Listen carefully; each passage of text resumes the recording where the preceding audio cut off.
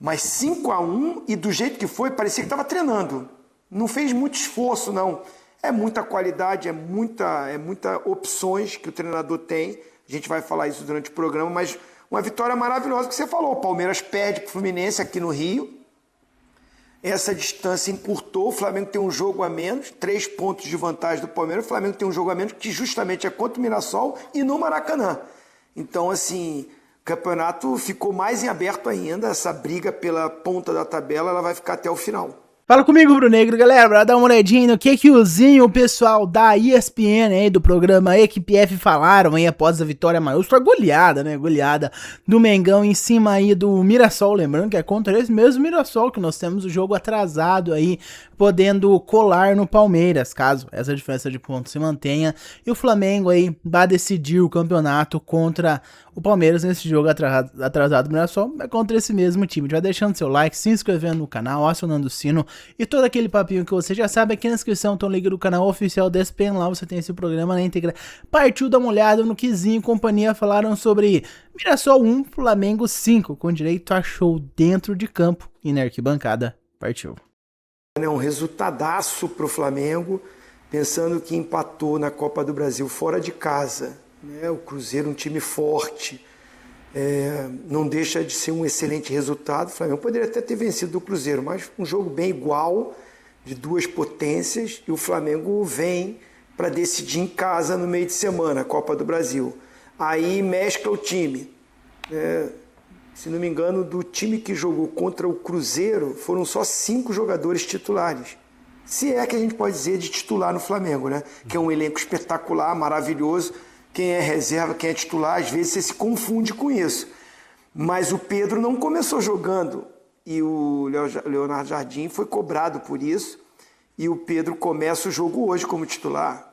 Já encosta no viveiro na artilharia do campeonato, que marca 2 gols. Mesclou bastante, poupou alguns jogadores, principalmente assim, a gente pode falar que é titular absoluto, o Arrascaeta. O Jorginho também. Os dois entraram no finalzinho, mas foram poupados. E o Flamengo passeou. O Flamengo deitou e rolou. Para minha surpresa, eu acho que jogar contra o Mirassol em Mirassol é bem difícil, então eu não esperava. O Flamengo tem time para ganhar? Tem. Mas 5-1 e do jeito que foi, parecia que estava treinando. Não fez muito esforço, não.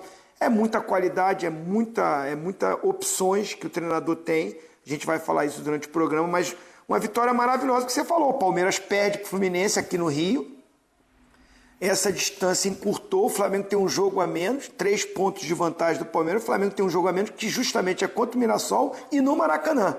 Então, assim, o campeonato ficou mais em aberto ainda, essa briga pela ponta da tabela, ela vai ficar até o final.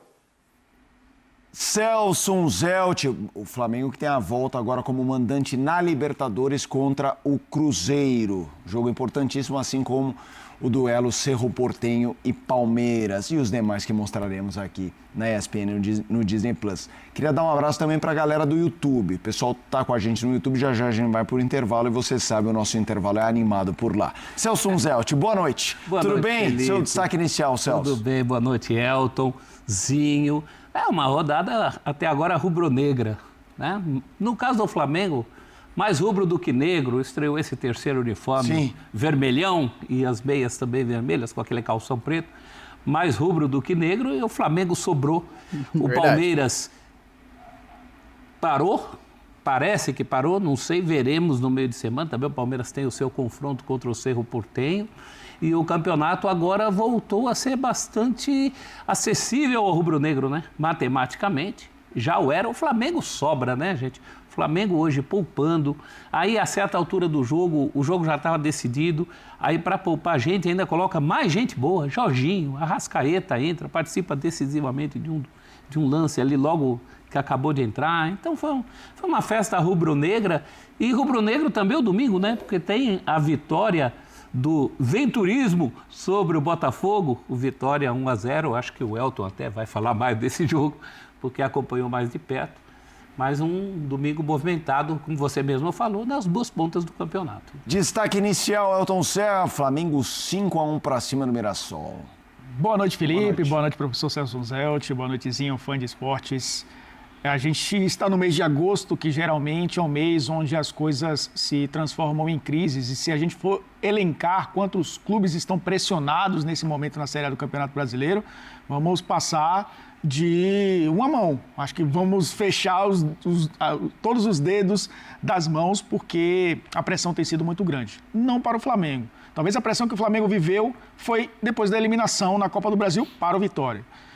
O copo meio cheio do Flamengo é ter semanas de Copa do Brasil para descansar um elenco que é muito intenso. Foram 15 finalizações contra o Mirassol, 12 de dentro da área e 5 gols. A gente está falando de uma equipe que no começo da temporada seria a candidata ao título da Copa do Brasil, da Libertadores e do Brasileiro, continua candidatíssima ao título da Libertadores e do Brasileiro, agora sem a Copa do Brasil, pelo caminho, tendo 2 semanas no mínimo em relação ao seu rival direto pelo título, que é o Palmeiras, que vive um fim de semana, ou que viveu um fim de semana também de instabilidade. Uma semana inteira, na verdade, de instabilidade. Quando Continue você assim. olha para esse que está aí, ó, Samuel Lino entrou no segundo tempo, mas Carrascal e Luiz Araújo, eles não têm sido titular da equipe, né? Jogadores que começam o jogo. O Luiz Araújo voltou hoje, um longo período de contusão. O Carrascal, alguns problemas de suspensão e tendo o Arrascaeta fica mais complicado para ele começar a jogar como titular. Mas não vou nem falar do Pedro, estou falando deles dois porque o Pedro para mim é titular do time. Eles dois, Luiz Araújo e Carrascal, para mim fizeram um jogo maravilhoso hoje.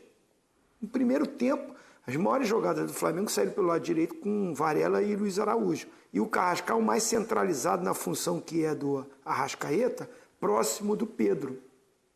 O Plata foi deslocado para o lado esquerdo, porque é mais coringa, né? Joga pela direita, joga pela esquerda, joga por dentro também. É um jogador que os treinadores gostam muito, o Plata, né? Tá explicado, ele joga bastante. Ele é um jogador muito utilizado. Mas é a fartura que tem o elenco. O Paquetá hoje jogou como segundo volante pelo lado esquerdo, que eu prefiro. Eu também acho que o Paquetá rende jogando pelo lado esquerdo e como segundo homem, enxergando o jogo de frente, com o Eric Pulgar como primeiro volante. Aí você tem o luxo de estar no banco, Jorginho e vários outros. Daí você... O Leonardo Jardim, ponto para ele. Ele, quando chegou, ele quis fazer um sistema de jogo do Flamengo não marcar pressão.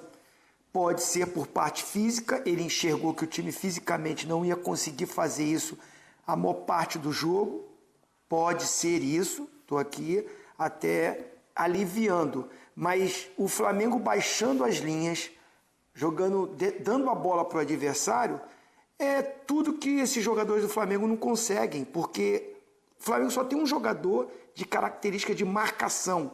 Quando você está marcando em bloco baixo, o jogador de pegada do Flamengo, falando do meio para frente, é o Eric Pulgar. Jorginho não é. Arrascaeta não é. Os pontas ajudam, eles tentam colaborar voltando pelo lado para marcar, mas não é a primeira função. A primeira função é atacar. Pedro nem se fala. E isso fez o Flamengo oscilar. O Flamengo não foi bem. Se você olhar para os laterais do Flamengo, o Alexandre já tem uma certa idade e o Ayrton Lucas é mais ofensivo do que defensivo. O Elton falou muito bem, o professor. O Varela apareceu muito mais hoje na fase ofensiva, por mais que o Mirassol não atacou. Mas ele também não é um grande marcador. Ele, lutador, briga, se empenha.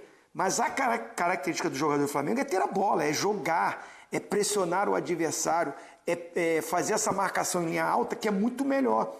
Você não tem grandes marcadores, pressiona ali, tenta roubar já na fase ofensiva, já no ataque, já está próximo do gol. O Felipe Luiz fazia muito isso.